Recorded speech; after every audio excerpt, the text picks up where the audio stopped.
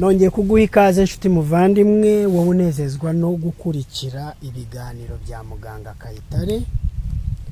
Ngusabiye umugisha ubuntu bw'umwami wacu Yesu Kristo bubane nawe. Nkuko bisanzwe dukomeje kwiga ibiganiro bidufasha kwitungira amagara mazima, kubungabunga ubuzima bwacu, kwirinda indwara no kuzivura dukoresheje ibintu byoroheje. Ikintu kinezeza nuko byose biri muri Bibiliya. Ikitari muri Bibiliya si icyacu, ikiri muri Bibiliya cyose ni icyacu. Twizera Bibiliya yose kandi yonyine, kuko ibi byose tuba twiga Imana iba yarabivuzeho kera. Nawe tekereza amagambo ari mu Itangiriro igice cya mbere umurongo wa 29 n'uwa 30. Ndagira ngo ngusomere ayo magambo. Itangiriro igice cya mbere umurongo wa 29 n'uwa 30 haravuga ngo kandi Imana irababwira iti, dore mbahaye ibimera byose byera imbuto biri mu isi yose, n'igiti cyose gifite imbuto ziri mu tubuto twacyo bizabe ibyo kurya byanyu. Imana yari yarabivuze ikimara kurema Adamu yuko ibimera ari ibyo kurya by'umuntu. Yamuhaye imbuto zibamo n'utubuto twazo, ndetse buriya mbere y'icyaha n'inyamaswa ntizagombaga kurya inyama.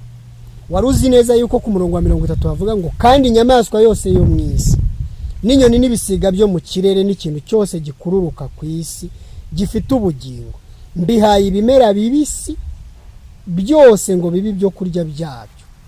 Biba bityo. Amagambo akurikiraho aravuga ngo Imana ibona ibyo yaremye ko ari byiza cyane. Imana yaremye Adamu agomba kurya ibimera.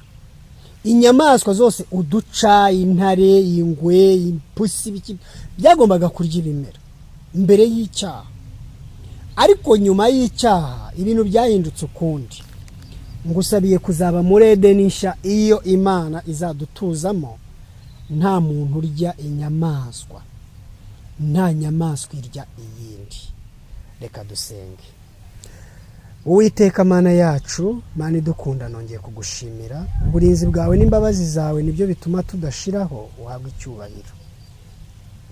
Ijambo ryawe riturarikira gusubira kuri Katanga ka mbere, tukakubaha nk'Imana umuremyi, tukubahisha imibiri yacu, tukubahisha ibyo turya n'ibyo tunywa n'ikindi kintu cyose dukora, kandi imirimo yawe ikagaragarira muri twebwe rwose yuko irema ritahagaze ahubwo n'ubu kiturema bushya. Dushoboze kukwakira kugira ngo ukore uwo murimo muri twe, kandi nsabiye umugisha umuntu ukurikira ibi biganiro. Iki cyigisho tugiye kuganira no kwiga reka kigirira umumaro buri wese ugikurikiye. Duhabwe umugisha nawe, kandi uzaduhe kuba mu isi nshya aho tutazongera kubona urupfu n'akaga, ahubwo tuzabane nawe ibuziraherezo. Tubisabye mu izina rya Yesu, amen. Iyo usomye muri Ezekiyeli igice cya 47 umurongo wa 12, Ezekiyeli 47 umurongo wa 12, hari amagambo meza cyane nifuza kugusangiza kugira ngo nawe wiyumvire uburyo Imana ari Imana nyine y'urukundo. Ezekiyeli 47 umurongo wa 12 aravuga ngo ku nkombe z'uwo mugezi mu mpande zombi hazamera igiti cyose cyera ibiribwa, ibibabi byacyo ntabwo bizuma, n'amatunda yabyo ntabwo azabura. Bizajya byera uko ukwezi gutashye, kuko amazi yaho ava mu buturo bwera. Amatunda yabyo azaba ibyo kurya, nabyo ibibabi byabyo bibe umuti uvura. Urumva ko Imana muri gahunda yayo yari yarifuje yuko abantu bafata ibimera bikababera ibyo kurya kandi bikababera umuti. Buriya ni nako no muri Edeni nshya bizagenda. Muri Edeni nshya tuzajya turya ibyo kurya bidukingira indwara, ibibabi byabyo bidukingira indwara, nta ndwara nta n'umuze bizabayo. Iyo witegereje uburyo kuva mbere Imana imaze kurema umuntu, abantu bakirya ibimera bagikoresha ibimera babaga bazima. ukagereranya n'uburyo ubu ngubu abantu aho bitabiriye gukoresha ibintu bivuye mu nganda bitunganijwe mu buryo budakurikije amategeko agenga ubuzima, ahubwo bikurikije amategeko agenga ubucuruzi, ibintu bikomoka ku matungo akaba ari byo byiganje ku meza y'abantu, ubona yuko indwara n'umuze birushaho kwiyongera. Uyu munsi rero ngiye kukubwira bimwe mu bimera ukwiriye gukoresha n'ibice by'umubiri wawe bishobora gufasha. Reka duhere ku mutima. Niba ushaka ko umutima wawe ugubwa neza, umutima mvuga ni uyu mutima w'inyama upompa amaraso, uzakoresha igitunguru gitukura red onion, ukoreshe tungurusumu, ukoreshe cyane inyanya, ukoreshe cyane ubunyobwa bwitwa makadamia. Ibi bintu ko mbivuze n'ibindi wenda ntavuze ko ngutoranyirije ibyiza cyane kandi ubasha kubona mu buryo bworoheje. Kuko ushaka kuvuga uti urimo uravuga ibintu byo mu Burayi ntabyo dufite, nanjye mba nateruye ibintu byoroheje ushobora kubona iwanyu ku isoko, ibitunguru, tungurusumu, inyanya. Ariko ibi bintu bigomba gukoreshwa mu mwimerere wabyo. Ntuzafata igitunguru ngo ukinage mu buto gishiriremo ngo nurangiza wibeshye ngo urimo urafasha umutima. Ugomba kurya icyo gitunguru na tungurusumu ari bibisi. Urwo runyanya ugomba kururya ari rubisi. Ariko icyitonderwa ku runyanya, icyitonderwa ku runyanya, kubera yuko ibi bimera uyu munsi wa none byera bitewe imiti myinshi cyane. By'umwihariko reka mvuge ku runyanya. Niba ushobora kubona soda bicarbonate cyangwa se bicarbonate, uzafate amazi makeya nk'ibikombe birushyiremo ikiko cya soda bicarbonate, hanyuma uwinikemo inyanya wabanje kuzironga mu yandi mazi, cyangwa se ufate ivu ryo mu ziko urivange n'amazi, nurangiza uronga inyanya zawe mu yandi mazi, hanyuma ayo mazi y'akazu yaza arimo ivu nanone uyashyiremo inyanya zawe iminota mikeya, hanyuma uzikuremo. Bizagufasha kubera yuko ziba ziriho imiti kandi iyo miti ishobora kukugirira nabi. Nyamara nubwo bimeze bityo, ibi bimera biracyari byiza kandi biracyadufitiye akamaro nubwo biterwa imiti gutyo. Ikindi nanone ushobora kubikata ibi byose mvuze, warangiza ugahita ubishyiraho icyo twita vinegre, ariko byaba byiza ukoresheje yitwa apple cider vinegar. Apple cider vinegar ni nziza uramutse uyishyizeho, ikindi ugukamuriraho indimu bikaba akarusho mu kwica mikorobe cyangwa se ibindi bibazo bishobora kuduteza ingorane mu maraso yacu. Noneho izo ni imboga. Niba ushaka gukoresha imbuto zifasha umutima wawe, koresha imizabibu, grapes. Grapes ziraboneka muri iki gihe, ushobora kuzirya cyangwa ugakoresha umutobe wazo, nubwo zihenze hano muri Afurika ariko zibasha kuboneka. Imineke. Umuneke ni inshuti y'umutima cyane kubera yuko ni ikimera gikungahaye kuri potassium. Uwo munyu ni mwiza ku mutima. Hanyuma rero nanone niba ushaka ibimera bishobora gufasha arteries, imitsi ijyana amaraso cyangwa se igarura amaraso, yaba veins yaba arteries, koresha ibi bimera. Igitunguru nanone kiragaruka kubera ko ni ingenzi. Koresha karoti, koresha pome, koresha indimu, ukoresha n'amavuta y'igihwagari. Nufata igitunguru ukagikata, ugakata karoti, ugakata pome, ugakata indimu, ibi bintu wabanje kubikorera isuku ihagije, warangiza ugasukaho amavuta y'igihwagari. Aya mavuta rero yakagombye kuba ari cold pressed, bakamuye mu buryo bukonje batayacaniriye, icyo twita refined. Iyo amavuta yacaniriwe ntago biba ari byiza cyane. Koresha cold pressed oil. Aya mavuta nababwiye yuko dushobora kuyababonera aho waba uri hose kandi akakugeraho. Niba bishoboka, koresha amavuta atari refined, yasukeho urye izi mbuto nk'uko nzikubwiye. Urye igitunguru, urye karoti, urye pome, ukamurireho indimu cyangwa uyikatireho, ushyireho amavuta y'igihwagari, cyangwa se niba utayabona ushyireho olive oil, amavuta ya elayo. Ubwo urimo urafasha imitsi yawe. Niba ushaka gufasha noneho igifu cyawe, ry'amashu, rya kokombure, ry'ipapayi, urya inanasi. Ariko si byiza ko inanasi n'ipapayi ubirira rimwe n'amashu.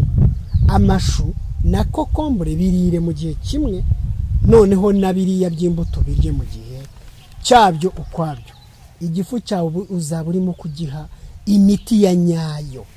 Niba kandi ushaka gufasha imitsi yawe kutaziba ngo amaraso avure, cyangwa ukaba ushaka kongera ingano y'amaraso, dore ibimera ushobora gukoresha.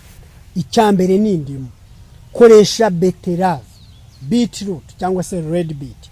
Koresha udushyimbo twitwa lentils. Koresha amatunda ya marakuja, passion fruits. Ushobora gukoresha umutobe cyangwa se ukayarya. Koresha hibiscus, benshi bita rosera cyangwa se roselle. Koresha imboga zitwa creso. Uzaba ikibazo cyo kubura amaraso cyangwa amaraso kuvurirana mu mitsi ugikemura. Ntuzarwara ibyo bintu. Urashaka gukemura ikibazo cy'ubuhumekero se, ugira ibibazo byo guhumeka nabi mu bihaha cyangwa se mu mabronche, igitunguru kiragaruka nk'umuti ukomeye cyane. N'amaronji nayo ni meza cyane kuri icyo kibazo. None se urashaka gukemura ikibazo cy'imyororokere. Ikibazo cy'imyororokere ku bagabo, inzuzi, niba utari ubizi, inzuzi ni nziza cyane, inzuzi z'ibihaza, soya n'inanasi ndetse n'inyanya. Ibi bintu bizagufasha cyane wa mugabo. Hanyuma umudamu, koresha cyane inanasi, koresha inyanya, koresha ginsenge, ariko no ku bagabo nabirabafasha, ndetse ukoreshe n'icyo twita saw palmetto. Utwo ni utubuto tw'umukindo. Ushobora kutunywa nk'icyayi, waduseye dukaranze, cyangwa se ukabona ifu yatwo ukajya uyivanga mu gikoma nk'uko na soya ubigenza. Abadamu by'umwihariko, ikirungo cyitwa sage, mu gifaransa bita sauge, izina ryayo rya siyanse bayita Salvia officinalis, ni ingenzi cyane ku myororokere yanyu. Hari ikimera cyitwa gatiria. Izo ni spices nziza cyane zishobora kubafasha. Kandi nanone ni byiza cyane ko abadamu bitabira cyane gukoresha ibikomoka kuri soya, by'umwihariko mu kurinda amabere yabo nyababyeyi n'inkondo y'umura. Bite ku bimera bishobora kugufasha umwijima ndetse n'agasabo k'indurwe, liver and gallbladder.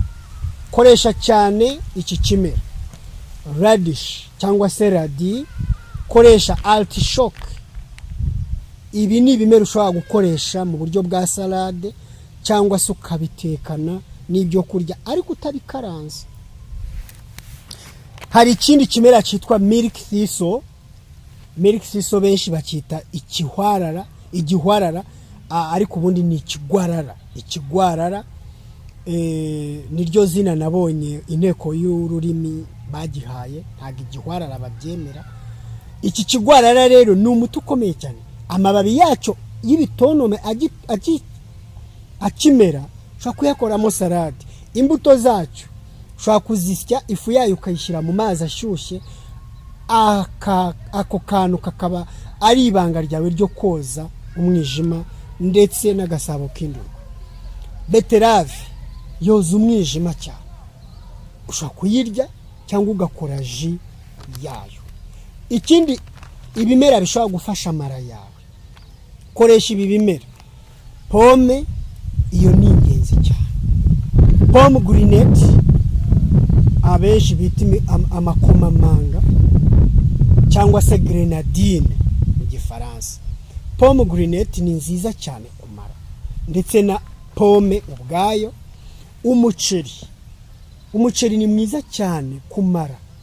ariko ndagira ngo nkubwire ko uyu muceri mugura ku mabutike ni ibibazo muzarya n'ibyo mutazi. Umuceri nyawo ni umuceri twita whole rice, umuceri utarakuweho agashishwa kawo ko hejuru. Niba ibyo bitagushobokera, menya ngo nyine urarya umuceri kubera ko ukeneye carbohydrates, ariko kubijyanye no gufasha amara yawe fiber n'ibindi nta birimo. Ikindi nanone gishobora gufasha amara yawe ni urubuto rwitwa carambola. Carambola cyangwa se star fruits ni urubuto rwiza cyane ku bintu bijyanye no gutunganya amara yawe. Ikigori ni ingenzi cyane, cyaba ari imvungure, cyaba cyokeje, cyaba gitetse, cyaba kimeze gite. Ikigori yewe n'ifu y'ibigori ariko itarakoboweho igishishwa cyayo ukayisya nk'uko nyine ikigori kimeze whole maize, uzaba ufite ibyo kurya bihagije cyane kumara yawe. Wigeze utekereza impamvu impunzi zo ku isi yose zigaburirwa ibigori? Kuki se batazihaye ibindi bimera?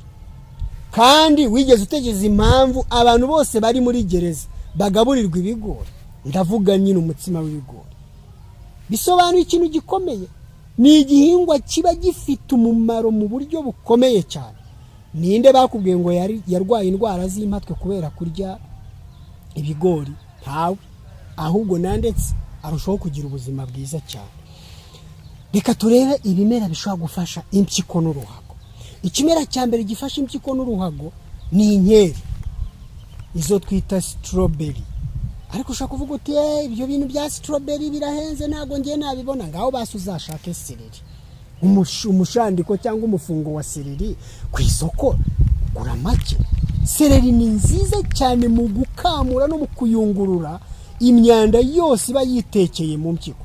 Ikindi kandi watermelon ni urubuto rwiza cyane, 99% ni amazi gusa, ariko rufasha impyiko kuyungurura neza imyanda.